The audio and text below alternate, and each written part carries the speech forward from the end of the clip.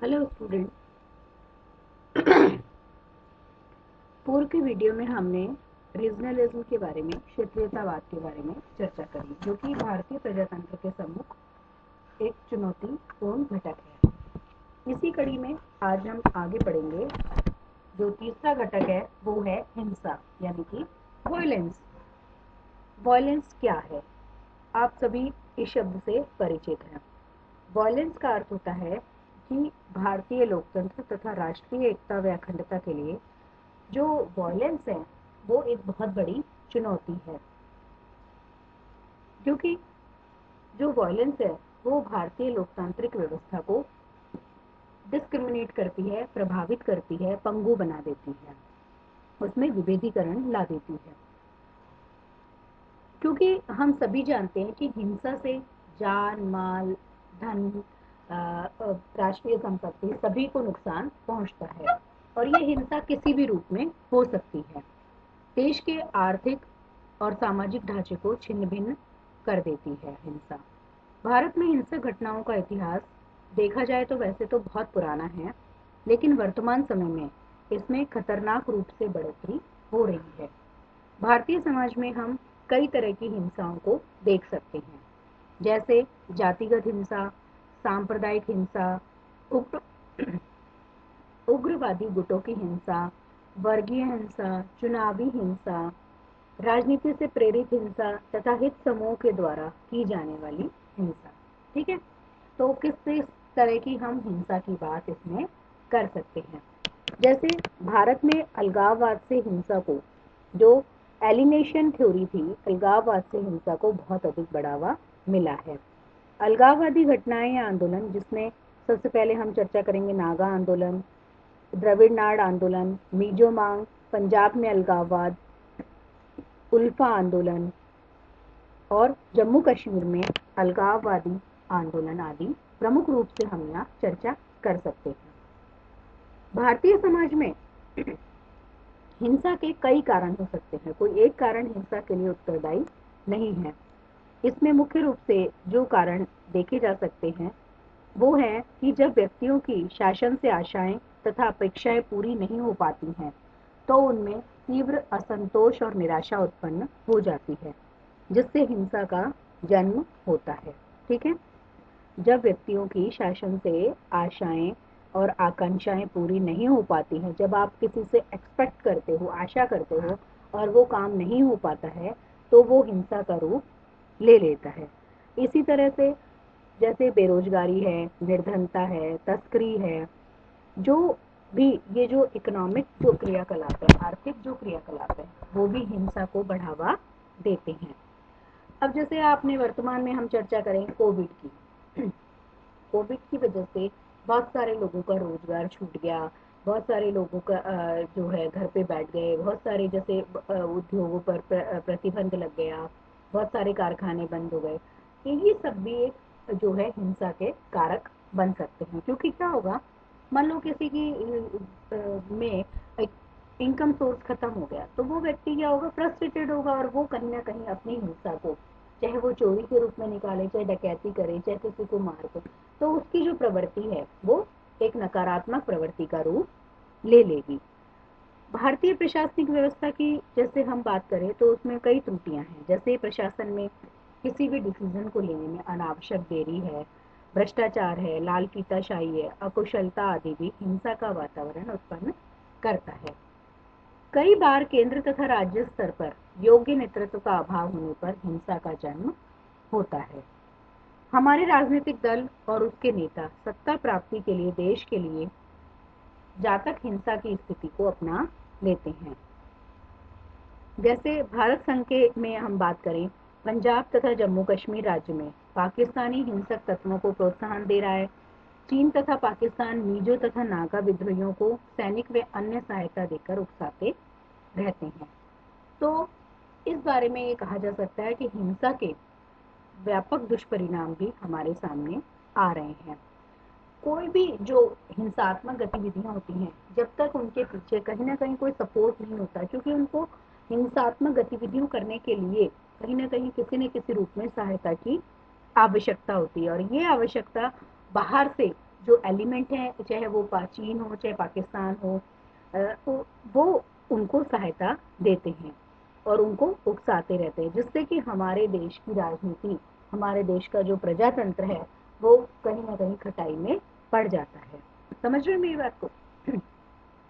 हिंसा के जो दुष्परिणाम हैं वो क्या हो सकते हैं, क्या होते हैं? हिंसा के द्वारा अलगाववाद से देश की एकता तथा अखंडता को खतरा उत्पन्न हो जाता है और जो हिंसा की लगातार प्रयोग से लोकतंत्र कमजोर होने लग गया है।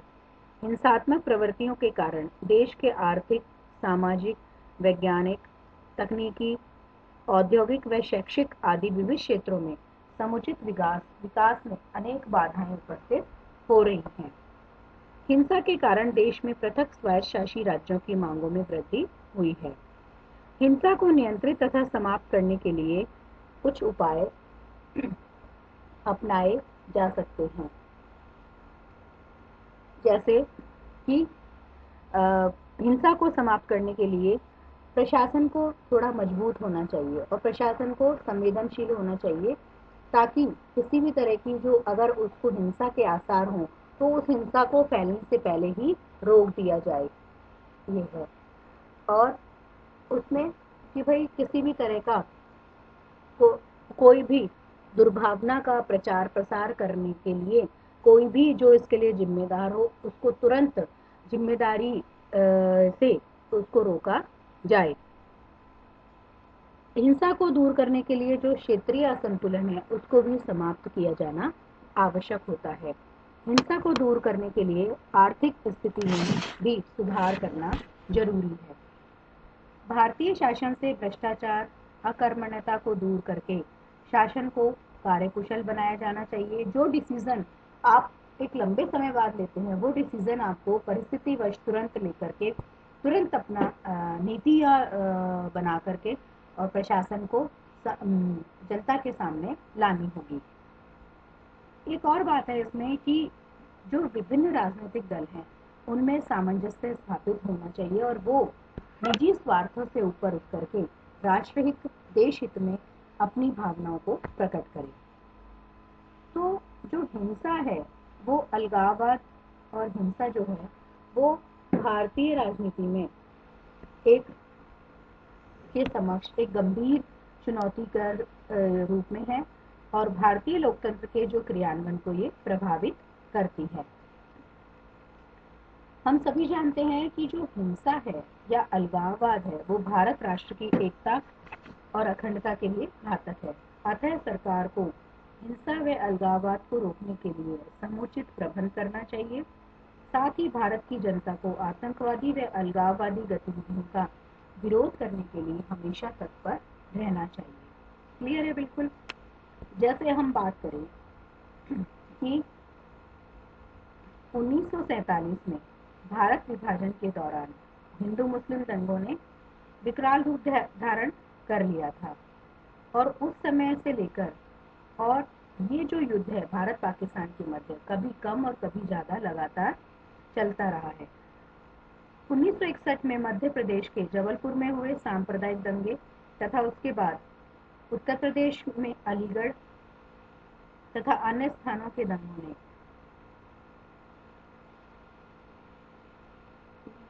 सांप्रदायिक द्वेष का नया दौर शुरू कर दिया था। जहां तक बात है कि 1964 में बिहार, बंगाल, मध्य प्रदेश में सांप्रदायिक दंगे व्यापक रूप से फैले। 3 वर्षों तक स्थिति लगभग शांत रही। उसके बाद बिहार के रांची में सांप्रदायिक दंगा भड़का और ये जो दंगा है वो अन्य शहरों में भी फैल गया और ये सांप्रदायिक दंगों का चक्र 1970 तक लगातार चलता रहा, जो कि बिहार के अलावा कहाँ फैल गया? महाराष्ट्र, उत्तर प्रदेश, गुजरात, पश्चिम बंगाल, कश्मीर, असम तक फैल गया। और ये सांप्रदायिक दंगा अपने निचले स्तर तक, मतलब कि उसकी जो कहते हैं ना, एक तो सीमा होती है उत्कृष्ट स्तर तक, तो उत्कृष्ट तो अच्छे कार्य के लिए कहा जाता है और निकृष्टतम स्तर तक ये पहुंच गया। इसमें 1100 हिंसक घटनाएं घटी। 1972 से 1976 के दरमियान उन घटनाओं में निश्चित रूप से कमी आई और हिंसक घटनाओं की संख्या 1976 में घटकर 521 से 169 169 रह गई, परंतु इसके बाद भी स्थिति ठीक इसके विपरीत हो गई और सांप्रदायिक हिंसक घटनाओं की संख्या में इजाफा होता रहा। वर्ष 1977 में 188, 1988 में 188, 1978 में 230, 1979 में 304, 1981 में 319, 1982 में 474 हिंसक सांप्रदायिक घटनाएं घटित हुई। 1984 की सांप्रदायिक हिंसा ने आंध्र प्रदेश राज्य के हैदराबाद एवं महाराष्ट्र के मुंबई और औरंगाबाद शहरों को पूरी तरह अपनी चपेट में ले लिया। 1989 में बिहार के भागलपुर के दंगे का रूप भी काफी विभत्सपूर्ण देखने को मिला था। तो आपने देखा होगा कि जो अधिकांश सांप्रदायिक दंगे हैं वो हिंदू मुस्लिम के बीच ही हुए हैं, परंतु 1984 में तत्कालीन प्रधानमंत्री की हत्या के बाद जो हिंदू सिख दंगा और अनेक बार मुस्लिमों में शिया सुन्नी संप्रदायों के बीच की सांप्रदायिक हिंसा की घटनाएं भी हुई हैं। दिसंबर 1992 में अयोध्या के कार सेवकों द्वारा विवादित बाबरी मस्जिद गिरा दिए जाने के कारण लगभग पूरे देश में सांप्रदायिक हिंसा की लपटें फैल गई हैं। हाल ही में 27 फरवरी 2002 को गुजरात के पंचमहल जिले के गोधरा रेलवे स्टेशन पर एक खास समूह के उपद्रवियों द्वारा साबरमती एक्सप्रेस पर हमला कर 4 डिब्बों में आग लगा दी गई थी, जिसमें 58 व्यक्ति जिंदा जल गए और 43 घायल हो गए थे। मरने वालों में अधिकतर राम सेवक थे जो अयोध्या में यज्ञ में शामिल होकर लौट रहे थे। इस लोमहर्षक कांड के विरोध में विश्व हिंदू परिषद द्वारा 28 फरवरी को गुजरात व महाराष्ट्र बंद का आह्वान किया गया। बंद के दौरान गुजरात में राज्यव्यापी हिंसा में लगभग 200 लोग मारे गए। बंद के दौरान हुई हिंसा और लूटपाट में करोड़ों लोगों की संपत्ति भी जलकर राख हो गई। स्थिति की गंभीरता के कारण ये देखा गया कि अहमदाबाद, राजकोट, वडोदरा सहित 36 शहरों और कस्बों में प्रशासन को कर्फ्यू लगाना पड़ा और भारी मात्रा में अर्धसैनिक बलों की तैनाती की गई। गुजरात में जो हिंसा भड़की उसके लगभग 2 माह तक वह हिंसा चलती रही और वहां पर मध्यावधि विधानसभा चुनाव दिसंबर 2002 तक सांप्रदायिक तनाव की स्थिति रही। देश में सांप्रदायिक हिंसा फैलाने में जो पाक खुफिया एजेंसी ISI तथा पाकिस्तानी समर्थक अन्य आतंकवादी गिरोहों का हाथ भी इसमें लगातार बताया जाता रहा है। तो आप देखिए कि एक्चुअली कोई भी जो हिंसा फैलती है उससे नुकसान देश को होता है। अल्टीमेटली क्या होता है कि जो हम थोड़े बहुत लोग हैं जिनके घर से कोई व्यक्ति मारा जाता है तो उसको उस परिवार के सदस्य की क्षति पहुंचती है। इसीलिए प्रशासन को, सरकार को, संबंधित व्यक्तियों को ये प्रयास करना चाहिए कि किसी भी तरह की अगर कोई भी हिंसा फैलने के आसार हो, किसी भी तरह का अंदेशा हो तो प्रशासन पूरे पुख्ता इंतजाम कर इन सांप्रदायिक हिंसा को फैलने से रोके। और तभी ये वजह है कि शायद 2002 के बाद में इस तरह की कोई भी सांप्रदायिक हिंसा देखने को इतने लंबे उसमें बड़े लेवल पर देखने को नहीं मिली है। शायद प्रशासन ने अपना काम थोड़ा मुस्तैदी से करना शुरू कर दिया है। तो ये थी हमारी हिंसा और हमने सांप्रदायिकता की बात करी, हिंसा की बात करी कि किसी भी तरह की हिंसा भारतीय प्रजातंत्र के लिए बहुत घातक सिद्ध हो सकती है। Thank you. नेक्स्ट वीडियो में हम अगली चैलेंज के बारे में चर्चा करेंगे।